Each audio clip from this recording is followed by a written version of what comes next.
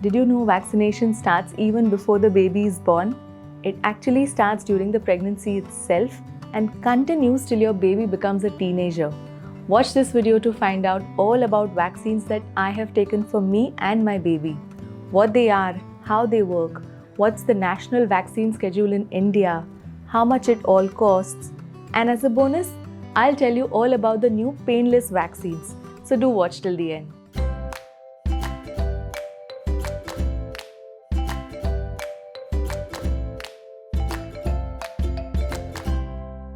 A small dose of modern vaccine goes a long way and plays a vital role in preventing diseases in children. But how does it work? Let me use an analogy of an army and the enemies. When the enemy, I mean the virus or the bacteria, they attack us, our immune system springs into action and outnumbers the enemy. It also prepares or trains an even bigger army of antibodies while we are waiting for the next attack. This is a normal response of our body to any infection, and vaccines help us do this exactly. They help us to improve our natural response. Vaccines are small doses of enemy, the microbes, and our immune system easily defeats this enemy. And as a response to this new threat, our system will build an even bigger army of antibodies to fight future battles. When does vaccination start? For babies, it begins when they are inside the uterus. When a mother gets vaccinated, it also protects the baby as the mother will not have the infection and will not pass the infection to the baby.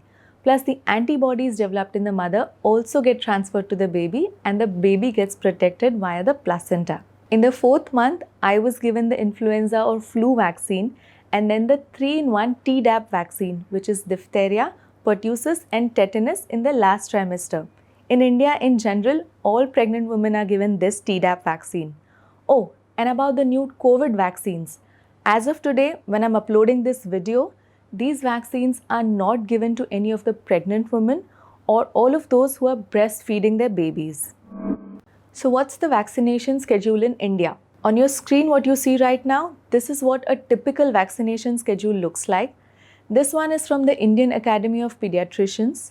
I know, this looks very complicated with all the medical acronyms here, like the MMR, which stands for measles, mumps and rubella, or the OPV, which is oral polio vaccine. Some of these diseases you might not have heard of, like the rotavirus, it's almost gone now, but it is still very important to vaccinate your baby for all of these vaccines. Let me try to simplify this chart. There's a lot to unpack here, so I'm going to break this down into 4 or 5 points. First, let's start at birth. At birth, babies are given 3 vaccines. First one is BCG vaccine for tuberculosis, that is TB, then oral polio vaccine and hepatitis B. We all know this vaccine BCG because it leaves a distinct permanent scar on the left shoulder. After this vaccine is given, a small red swelling will appear maybe after a couple of weeks or a month. It looks something like this. It looks scary, I know, but it will heal on its own in 2 or 3 months and it's not harmful at all. Then just a scar remains at this site, just like this one. Now this is also a very normal reaction, so you need not worry. You don't need to apply anything, don't put any dressing or any bandage.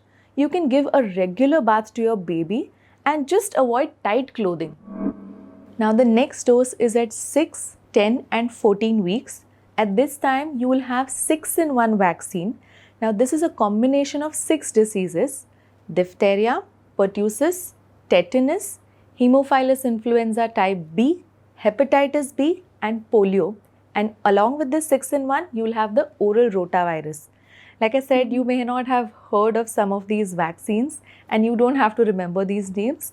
If you want to know more, you can check the description box below. So now within the first 3-month period, your baby has got BCG, oral polio, hepatitis B, the oral rotavirus and the 6-in-1 vaccine.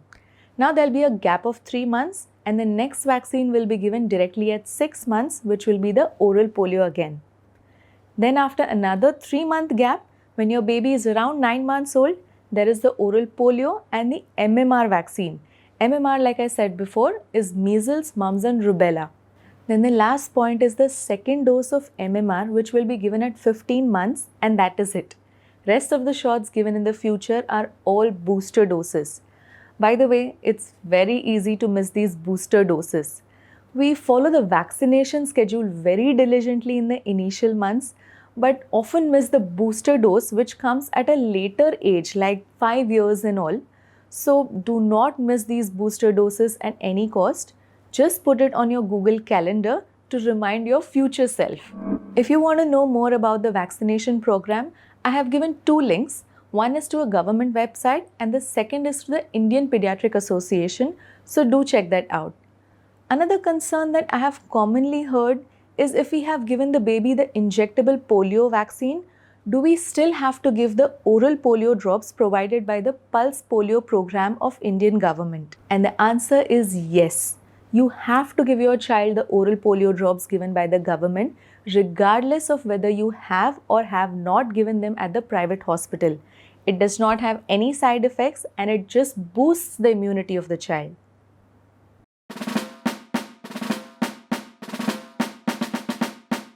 Here are 5 things to remember on the day of the vaccination. Here are my 5 tips to follow after vaccination. Do not miss the date, and in case you do, call the pediatrician immediately to check when next can it be given. I always carry her favorite toy or her favorite blanket to distract her after vaccination, or I would just feed her right after vaccination. Keep the immunization cards safe and readily available. This is very important.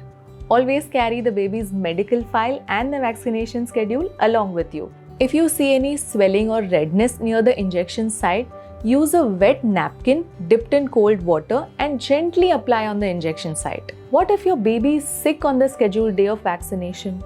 A mild illness does not affect how well the body responds to a vaccine.